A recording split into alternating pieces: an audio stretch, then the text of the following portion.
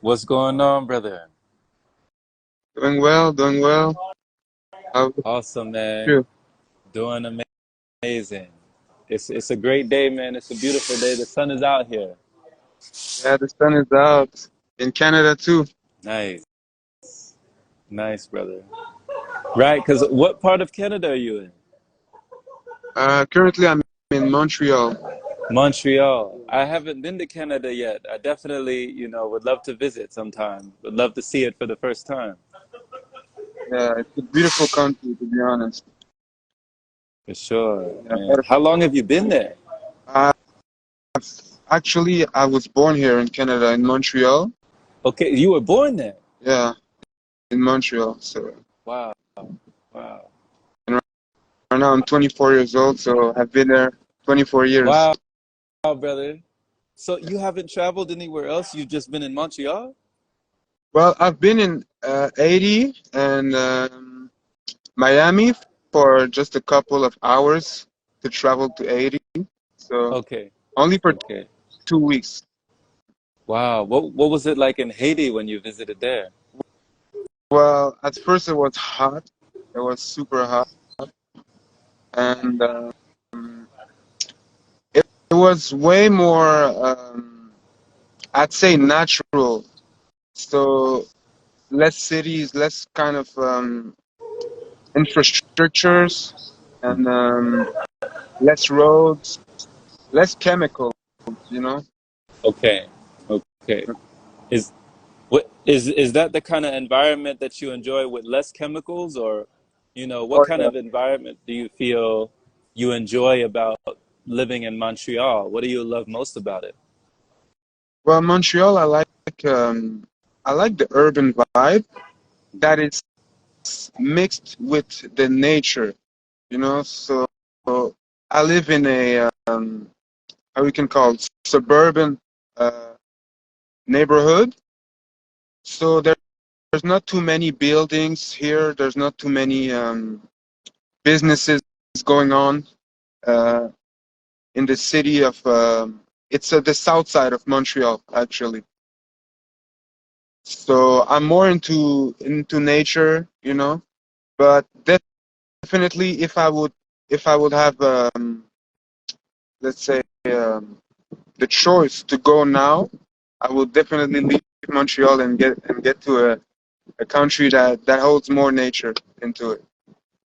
What country would you have in mind? What would be on your list? Well, actually, I was planning to go to Brazil, and because it's not only for the culture of Brazil. I love the Brazilian culture, but surely for all of the mountains, all of the I feel like it will be more peaceful out there. More peaceful in Brazil. Yeah. Okay. Okay.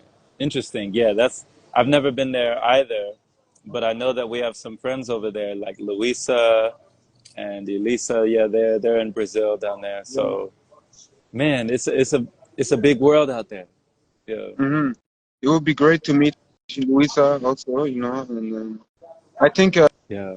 there's another person from the Pranic family group, which is called Elisa. I think she's living in Brazil too. Yeah, yeah, Elisa is down there as well. Yeah, so both Mhm. Luisa and Elisa are down there in Mhm. Brazil. And speaking of the Pranic family, how did you get, in touch and in tune with the Pranic family? How did you find the Pranic family? Like what drew you to the group? It was from Nabiha's invitation, you know. Um, I started following Nabiha on Instagram, and it was from a friend's reference. A friend of mine that lives near my house, and he kind of recommended me her Instagram profile just to to check up and maybe get some wisdom from her sharings, you know. And then um, I started to message her, and she invited me by sending me the link, which will allow me to join the group on Telegram and connect with the other people out there. Right, right. Because what drew you to it in the beginning? You know, she sent you the link and she brought you to the group, and you've stayed in the group. What do you Mm. feel you enjoy about the general vibe, you know, of the tribe? Oh, surely it is the openness of everybody there. They welcome righteously. They do not judge you for, well, you know, I'm not sure because I haven't interacted that much with everyone in the group, but from what I experienced, nobody really judge you. They share a lot of love also for everything that you share in response also. And we'll be having a lot of fun also with some kind of dance challenges by Nabiha, and yeah, that's mostly it. Right. I saw you did the Michael Jackson challenge. I seen the man Yeah. in the mirror. Hey, I have to let you know, actually, yeah, on my phone, the screen of yours is kind of dark, so I'm not Is able it? to. Yeah. That's weird. So you're not able to see me? I can see you. Oh, that's great. Well, it doesn't bother me, to be honest. We can. Okay. Yeah. Okay. I might ask down in the chat, do y'all see us both? Comment down below. Let us know if you can see both of us and hear both of us clearly. Because I can see you, Michael. Okay. But yeah, I seen you do the dance challenge with the Michael Jackson, you know, the man in the mirror, and it's fun. You know, the group definitely shares, and I agree with you. There's more love and less judgment Hmm. to be found there. Yeah, Great. they're saying they're saying it's clear for them, so it's all Yeah. good, all good. So, you know, what are some of the other things that you share within the group that you enjoy, or experiences, or Um, anything that you've learned, you Probably know? the one of the main reason that I've joined and I've actually felt connected with Nabiha and then the group, which it was the fasting process. Um, I've been practicing fasting, let's say consciously since about 4 years now. And, and, in the beginnings, I was feeling a lot of benefits, but I couldn't relate with other beings around me, my surroundings. They're still within a belief system of having to eat uh, to to provide their body and sustainability of their body. But it was hard for me to relate. I had my friend there that's also practicing fasting that introduced me to Nabiha, and then I could connect with the whole group and see that um, almost everyone on there is mainly onto a fasting, juicing feast, regime. So that's what I really enjoyed the most also, and I respect that a lot also because fasting to me is an important task and responsibility for us beings, you know. I definitely agree, you know, and that's awesome, bro. So, Michael, Mhm. you've been doing this for 4 years. 4 years you've been fasting and on this journey. And you said, what was the most challenging part about relating to others that you felt like you couldn't relate to certain people or certain beings that were around you in your environment? Mm, it will probably mostly on the belief, the perception of nutrients and also the effects of food within our body in a long term, let's say in a long term perspective. I'd say that whenever I would, let's say, conversate with someone who is onto food and where we kind of debate on the subject, we will have some differences, uh, mainly radical differences on how we perceive the sustainability of the body and the health that it allows um, the body to be provided by the process of fasting. I see what you mean. So when you say radical differences, Hmm. you know, with the perception or the belief systems or even the programs that have been installed when it comes to nutrients, nutrition, vitamins, minerals, the things that we think we need to survive or even exist, you know, what do you feel was broken? What belief was broken about those kinds of perceptions for you? Broken, maybe it was what was broken. I don't know if that would be the righteous word. It, let's say, alternate.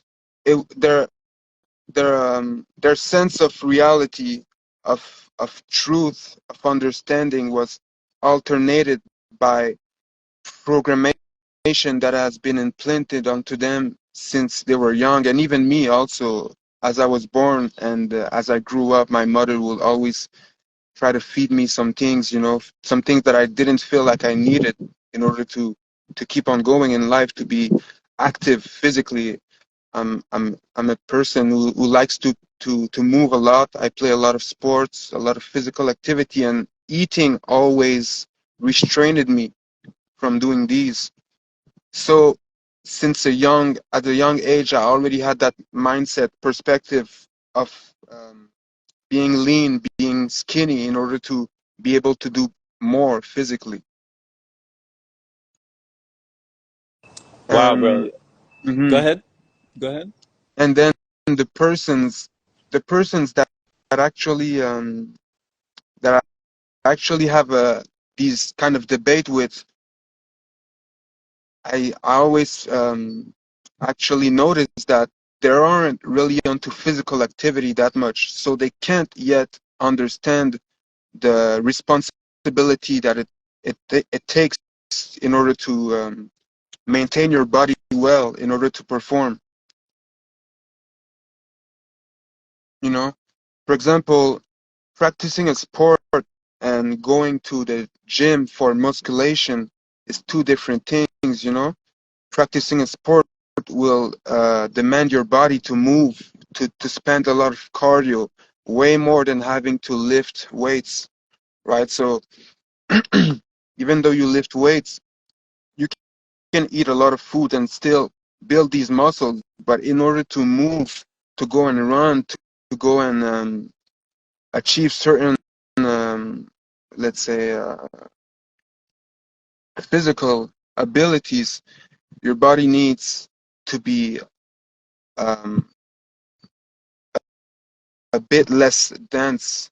Not only a bit, actually, it depends on what you plan to do, but it needs to be super lean and ready to achieve these things without having too much tensions within the body. Certain food can cause tensions within the body that we wouldn't even notice until we try to perform a certain movement. Right, I definitely agree, you know, and that was something that I didn't find out till later in life. You know, I really didn't discover this, what you seem to have discovered very early on. It Mhm. feels like you were so ahead of the curve to know these things intuitively and to have that kind of instinctual sense of, okay, this might actually be holding me back. This might actually be in the way of all that. And when you Mhm. say that, you know, that responsibility, it seems like your responsibility was the response to the ability that you have naturally. You took more responsibility and accountability for yourself in that way. Mhm. And when you said that your mother was feeding you things that you felt were not conducive for that level of either conductivity or productivity that you wanted to have, what were the types of things that you were fed when you were younger that you said your mom would feed you? So I live in I'm Asian, by origin. So we live in a culture where the foods will be related to soul foods, what we can call soul food, Asian culture food. So it will be rice, a lot of meat like chicken, uh, even pork, some beef, sometimes some different kind of milks in order to prepare some meals. Um, and Yeah, even the way, even if it's a vegetable, for example, the way that my mother or even many people from the Asian culture cook their vegetables, I feel like it reduces the power of that vegetable, in terms of energy, which will then benefit your body. They cook it in a way that it completely almost consume the nutrients of the vegetable, and then it's only a certain condiment within the meal.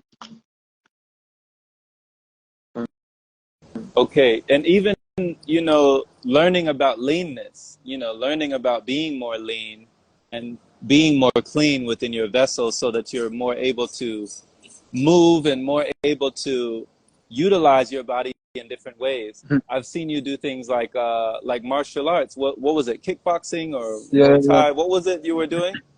yeah. I started practicing martial arts in 2019. Hmm. Yeah, and yeah, I definitely had to eat less to be able to perform martial arts. Actually, well, it all depends on what you're trying to do. Hmm. Some people, I'm in acceptance with people wanting to eat food. Maybe it makes them feel nice. It gives a certain you know stillness. Stillness is something great for the mind in order to remain calm, you know, in a certain chaotic situation. And I feel like it is a bit more difficult for somebody that is lean to remain still. So from that perspective, I would understand why most people don't feel like staying lean. They want to eat. They're kind of, let's say, binging in order to create a certain force, a mass within their body that will hold them still for a period of time. That's very interesting. I've never heard that perspective. This is the first time I've ever heard someone say that. That's very interesting. Yeah, That someone who is more lean would have difficulty being still, but someone more dense, you're saying, would find it easier to be in stillness. Is that what you're saying? exactly, because um, their body will automatically respond to the gravity which holds one in place, you know, without having to create they will, it's like purposely, unintentionally, kind of subconsciously create that stillness by eating a lot. Because you remind me of when I was eating a lot, like in large quantities, Mhm. I would, yeah, you're right. It was like unintentionally creating that stillness. I had to sit down. I couldn't really go and move around too much because my body was in like a lethargic state. I was very sleepy. I would get tired. Sometimes I would just knock out, you know? So there was Yeah. kind of a forced stillness, Mhm. you know? So that's interesting. The gravity, the stillness, and these forms of consumption. Because when you talked about, Michael, about the physical abilities that you were able to do and respect with that responsibility, what about the energetic abilities that you started to open up or started to receive Mhm. more or expand outward into due to that level of consumption? Okay. So, for example, like I said, I always kind of been lean since I was into sports at a young age, practicing sports like soccer, um, even basketball, hockey, a little bit. I was always lean growing up. So when I reached a certain age, between 18 and 20 years old, I started to practice less sports. So I would eat a bit more. But the feeling, the overall effects that it will give to my body was completely new. Like I will kind of reject that let's say that fatness within my body. So that's when I started to develop the conscious mind of fasting in order to get back lean. And it's when I was processing these things intellectually that I got introduced to the subtle energies, the vital energy, and later on, well, how I got introduced to ether energy was in a way more phenomenal way. But I then looked up on internet in order to understand what was that kind of metaphysical aspects of energy that it was completely new to me. To me, it was only matter, like solids, chemicals, you know. So when I got introduced to the ether energy, it was something completely new intellectually, but I knew it physically since I was onto practices like Qigong. And I was also onto the Reiki practice, but I wouldn't call it Reiki because I didn't knew it was a thing, you know. So Reiki is a energetic healing process, and I used to start when I was practicing Qigong, I could feel the Qi within my body, and I will literally purposely practice feeling that energy without having to perform the Qigong movements because I knew that this energy will be there even though I wouldn't practice the Qigong, you know. So I would lay down, for example, on the floor of my room and try to perceive that energy without having to make a single movement physically. And it's when by multiple practices I kind of succeeded onto feeling it. Um, I understood that I amplified or increased my extrasensory abilities, and I could perform new new ways of uh, energetic healing. Instead of qigong, I would practice Reiki. But since I didn't knew Reiki was an actual kind of you know, an actual thing that was known to the outside world, like I wouldn't go on the internet and look up does people know about ether energy and stuff like that. To me, I didn't even knew it was called ether energy. I will just call it energetic mass, which was different from the physical matter. Wow. Because I was actually just about to ask you, for anybody who has never heard of the term ether, and they had never even heard of that word before, or it seemed abstract or esoteric for them, how would you describe it? How would you define ether? Uh, from my experience, without trying to use any kind of external perspective, you know, from other beings, I would say that ether is an element. It is a energetic state of nature which goes beyond the physical matter, but creates the physical matter. It generates the physical matter. And it is literally the fundamental of any source of life in the physical third dimensional realm, you know? Okay, so you said it goes beyond the physical matter, but Yeah, it also creates the physical matter. exactly. Since it is literally the origin of any form of energy physically, you know?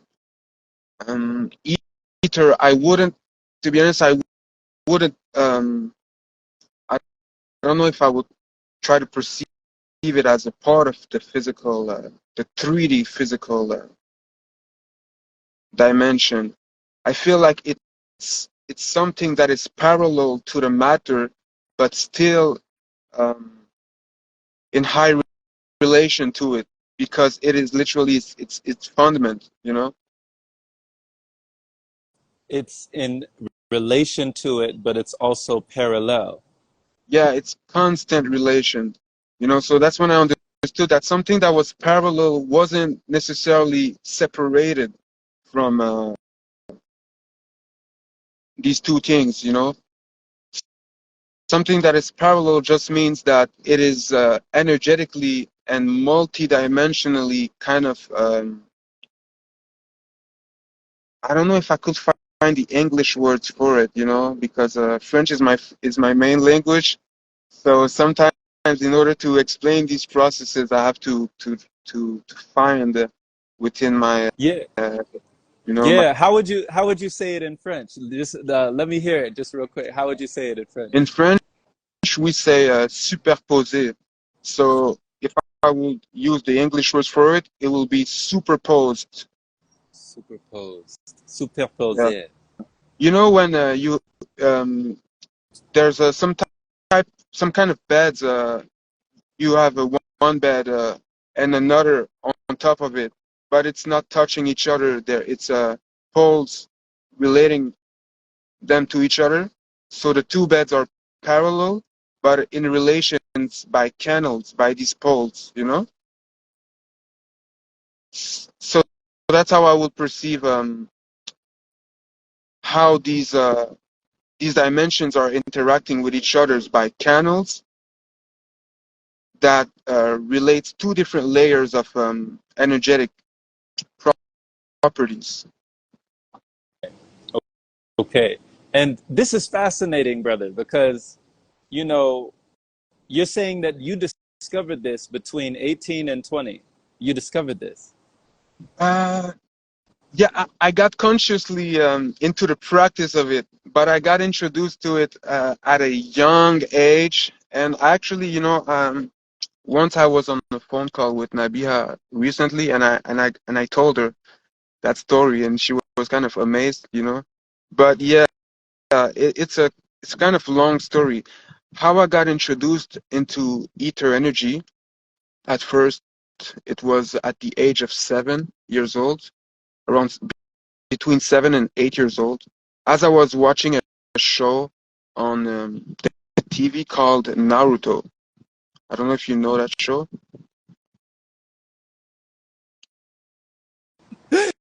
Yeah, Naruto, but oh, I forgot you can't see me. I I was just doing can't see you.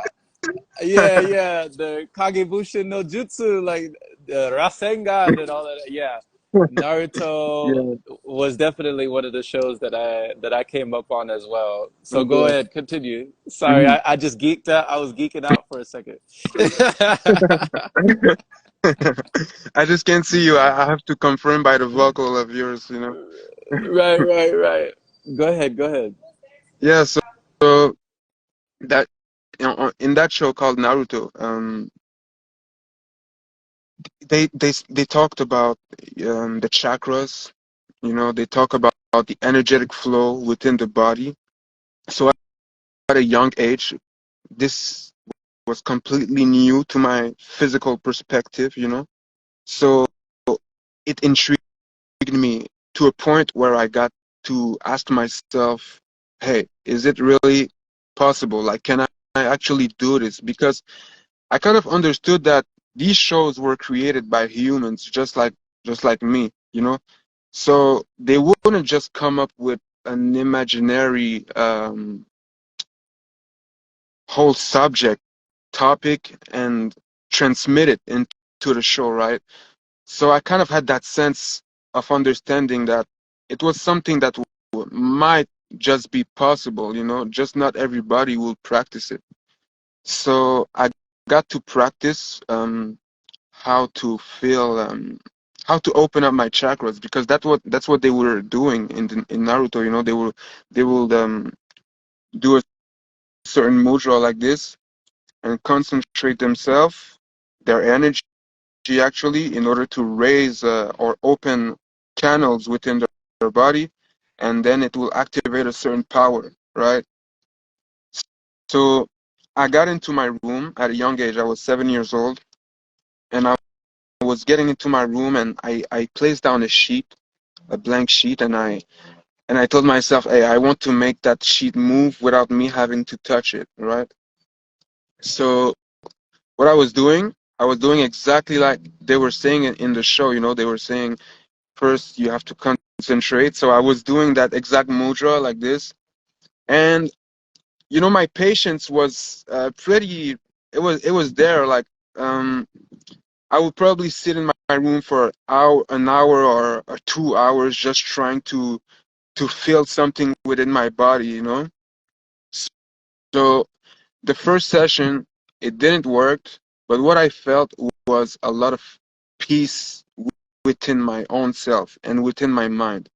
So even though I didn't succeed in making that sheet move, I was still able to quiet my mind, and I felt a lot of benefits from practicing that. So I did it a second time. The second time, I felt even something different. Something was, I felt like my body was denser, but not denser physically. I couldn't explain it how dense it was, but I felt something dense within my body. So it was that I stopped for the second session. A day go by, and I go on for the third session. Now on the third session, as I'm practicing it, do you still hear me? Yeah, we're here with you. Okay. We got you. Okay. So on the third session, as I'm practicing, um, maybe after 30 minutes onto a session, that density that I felt, the day earlier, um, I could feel it, but now I could, like something literally amazed me. Actually, it even scared me. That density started to move within my body without me moving my physical body. So I was staying still, practicing that mudra, my eyes closed, and just feeling more my body, feeling more what's within my body. And that density started to move. And as soon as it started to move, I stopped. I stopped the mudra. I opened my eyes, and I was shocked and pretty scared, to be honest. I was scared because it was um, a supernatural kind of phenomenal. So, and I was only 7 or 8 years old, so I just couldn't explain what it was. I had siblings and my parents, but I wouldn't just go and tell them what just happened. I was just trying to reflect on my own, but also I was scared. So because it was some completely new to me, and even though it was on that show, and I was the only one in my surroundings kind of experiencing that as I was aware of, I just stopped practicing it. But that's how I got introduced into it. Wow, brother. Thank you for sharing that. Yeah. Like, thank you for sharing that story. That's powerful. You tapped into something, and you were using your imagination. You had that inspiration that you got from the show. Mhm, That is always, I love how shows like that, like Avatar: The Last mhm, Airbender and Naruto and Dragon Ball Z, it's almost like they're dropping hints and clues and little, pieces of the puzzle that make us who we are. Like they're letting us know that we have power within us without just blatantly telling you, they're showing you, you know? exactly, So, so when you talked about that ESP, that developing your extrasensory perception, when mhm. that happened and you got scared and it kind of shocked you, how did you make peace with what happened? Like how were you able to come to grips with what had transpired? I'd say that I had to reflect on what it was. So the days later, um, I kind of, I was understanding that I didn't have to be scared of it. I was scared because I didn't knew what it was, but it didn't hurt me or harm me, so I had no reason really to be scared, unless I would think that I just activated something within my body that might messes up my whole brain. but it didn't. So I just had no reasons to be scared. So I started to reflect on it, but in a different approach, in a way that I would understand it instead of doubting or fearing it and try to ignore the process of it. But also, at a young age, also I was also in communication with my guardian angels, and again, I can't just explain how I got into them at such a young age, but it was just intuitively, telepathically. I could just receive guidance thoughts in the present moment for whatever circumstance I was facing, and I was able to overcome multiple challenging moments within my life from receiving these guidance intuitive thoughts, you know. So I was never doubting my angels. I wasn't also trying to speak to anybody around me about them because I felt like it was something personal. If they're not in relation with their own guardian angel, like I didn't feel like I was the one that had to go and tell them, hey, be in relation with them. But they were also giving me guidance on what I just experienced by feeling this energetic mass. That's how I would call it. Um, and as I remember, it was some kind of informations like you don't have to fear it.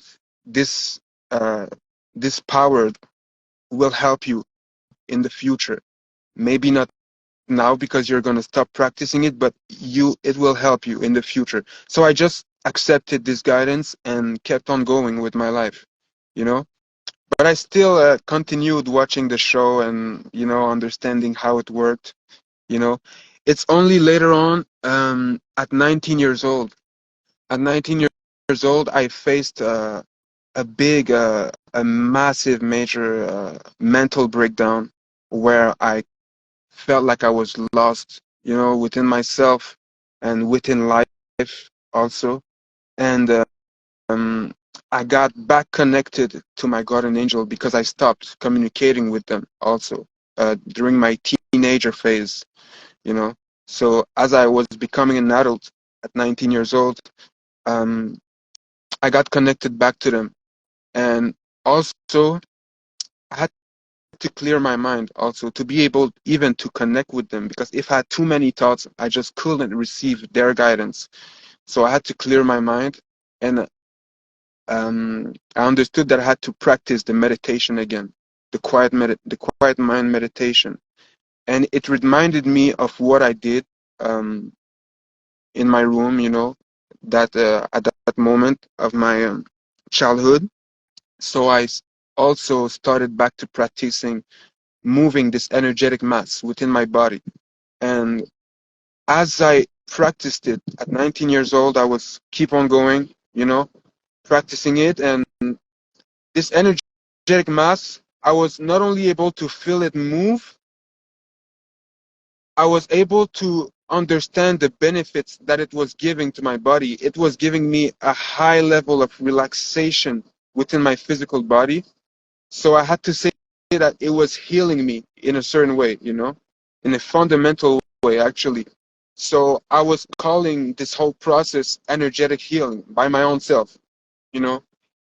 It's only later on, maybe at 20 years old, in 2020, that I got to notice that some people were also experience this energy, and they will call it ether, and they will go by the process of Reiki. Wow. Wow, brother. That is amazing. So even you had already discovered what it means before it became mainstream. Yeah, I don't know if it was maybe it was mainstream before I actually discovered it. It's just that oh, you mean at a young age? Okay, yeah. Because at 19 years old and stuff, I wasn't really on the internet searching for spirituality or anything related to spirituality. So I didn't knew if it was a thing already, you know? I see. I see what you mean. And you know, you were saying briefly that there were very challenging moments that you were able to overcome or you were able to get through the guidance that you received from your guardians. What Yeah. was one of those challenging moments that you got that guidance? Um, I'd say, for example, I never met my father as I was a child until I was 20 years old, you know. So that aspect of my life was always resurfacing sometimes within my own thoughts, you know. And my guardian angel will always kind of um, try to reassure me by letting me know that it's not that big of a matter, you know. So I started to accept that fact that, you know, I wasn't able to meet my father. So that's one that's one example. Let's say another one. You know, when you're a child and or a teenager, you're facing a lot of situations at school. You know, I wasn't really getting bullied, but I got a lot into altercations with other beings that I wasn't really trying to create.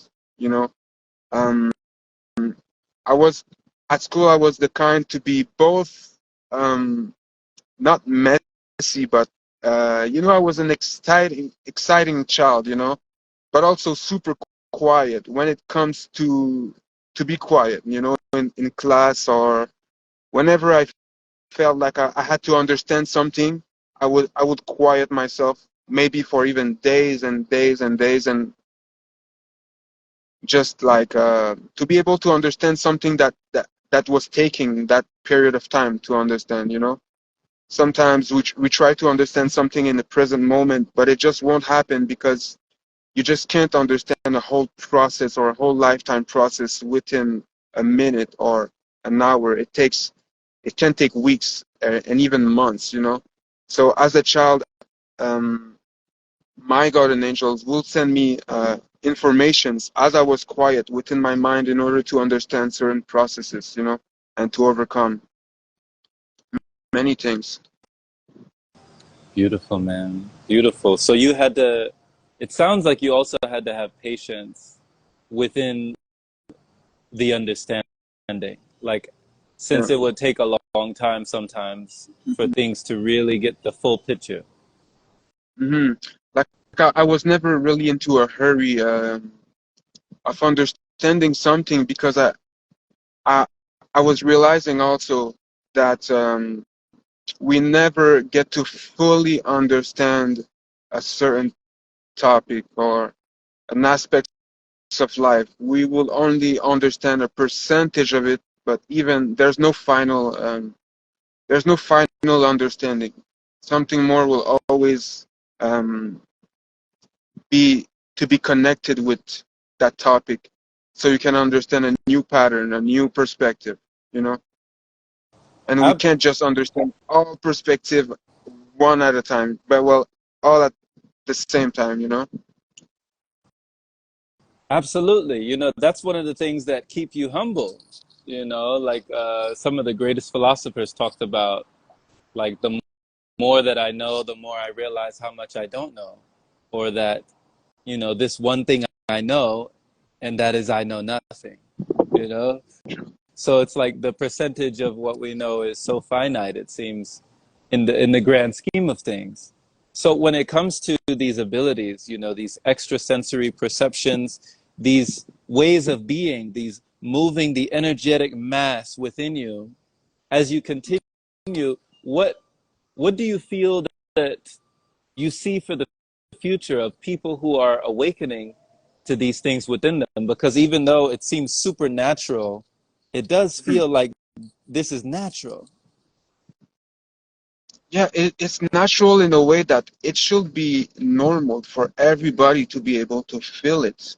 But there's a lot of physical, I'd say, um, practices that has been programmed within society. major societies, restraining them from increasing their, or even just having their sensibility that open, you know. Like, for example, eating a lot of food will restrain you from having that extra sensibility, because it creates a lot of laziness within your will of just being within your body. Like, you know, like you said, when you eat a lot of food, sometimes it can even make you pass out and just go to sleep. Well, now you, when you're into that dream realm, you can't be in touch with your physical body, and that will completely restrain you from feeling what can be perceived with that physical body, you know. So practices like consuming multiple kind of foods, alcohol, a lot of drugs. Also, there's a lot of also fundamentally stillness, like Luna just said right there, and you pinned the comment. She said stillness in qigong is healthy, right? But stillness without energy practices can be unhealthy. Well, to respond to that at the same time, um, when I'm practicing moving this energetic mass within my body, I have to be still in order to feel it better. If I'm, let's say, running around or walking too fast, I will, my mind will concentrate less on this subtle energy, and will try to, you know, maintain my movement with my physical body. So I would feel less my that energetic mass, you know. So being still is a major is something that is super important, you know, in order to interact with that energy. And Also, and okay, go ahead. Yeah. also, being able to move this energy, it comes from a mental power. Like I said, I don't have to move my physical body to move this energy. So it means that I'm already still, like, just, just to be, just the power of being able to interact with it makes you already still physically, you know. Sometimes, you know, often in order to increase my abilities, I purposely walk while trying to perceive it and make it move, you know. That makes sense. That makes sense. You know, it reminds me of when I started sun gazing years Mm, ago. When I was sun gazing, it would automatically bring me into the feeling of stillness. You know, gazing at the sun, mm, it slows down the heart rate, it slows down the breathing, it slows everything down, and you're just still gazing at the sun. And I would go into that feeling state, and I would feel that peaceful tranquility within that stillness. And it's interesting that you say that too, because it's different from being still on purpose versus the stillness that might be superimposed on someone who is in maybe a state where they have undergone a practice. I love what you said, Michael. Practices, because we don't often call them practices. I'm going to start adopting that. You know, the practice of consumption, the practice of inebriation, the practice of inflammation. These are practices. mhm. I was practicing. Like I was a good practitioner, you know, when it came to feeling full all the time, when it came to being bloated, I could call myself a professional. You know, Champion. yeah, I was a champ. Let's go, I champ. was, I was too. I So was too. so everything is a practice, you know, Mm, but different practices allow for different perception, for sure. exactly. Different goals, different achievement. So thank you for answering that question, because she did state that earlier.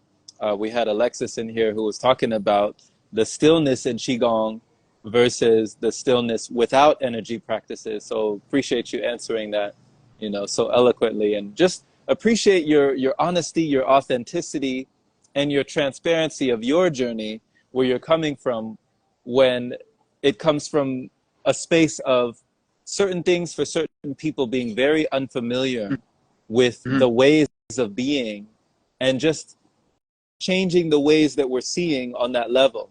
Because, you know, two people could be standing next to each other and have a completely different life experience. True. And I can only imagine how you must have felt to be in your environment around your family, your friends, your loved ones, and having things that had happened to you that you couldn't explain, you know, to anyone else. Exactly. It will just like it wouldn't be it will lead to like arguing, not arguing, with just sharing that with somebody that just not only is not haven't experienced it, but is not open to understand it.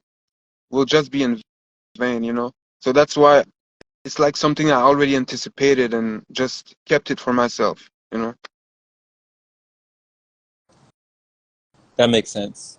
No, I Hmm. understand that, you know, until you get around a group that is able, that is able to handle it, and able to receive it without judgment, to receive it from another place, like kindred spirits. They call them kindred spirits, like-minded Hmm. beings that we are walking together on this journey, you know. Hmm. Yeah, yeah. So that's awesome, man. Thank you just for this whole session. I didn't know where it was gonna go. I just wanted to let it flow and just get to know a little bit more about you. Yeah, Because for there's y'all, say again. oh no, you can go. Yeah, I mean, just for anyone who doesn't know, this was our first time going live together, but we've actually been playing chess, on the chessboard like every single day, and we've been going back and forth playing chess and just sharpening each other. Like they say, iron sharpens iron, and I feel like there's so much that I can learn from you, and just thank you for giving this wisdom today. These are some messages that we needed to hear. Hmm.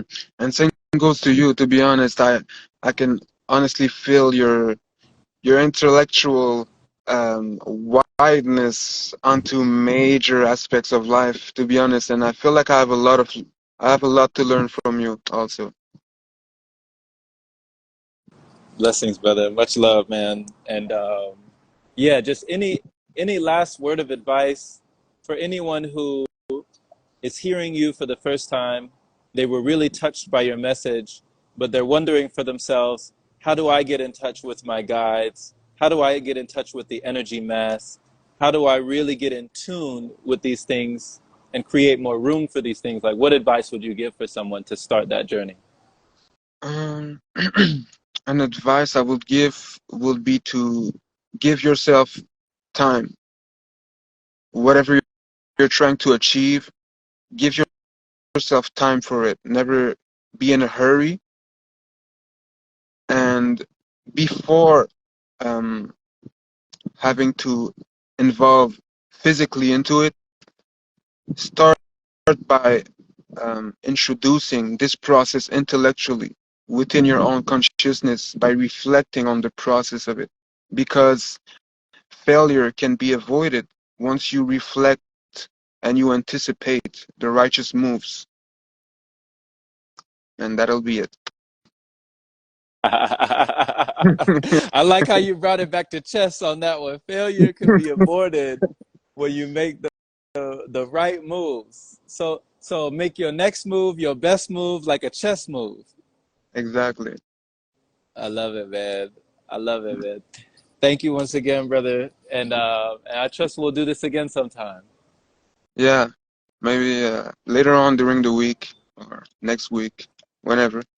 All right. All right, man. Take Right. care. Take care, you too, bro.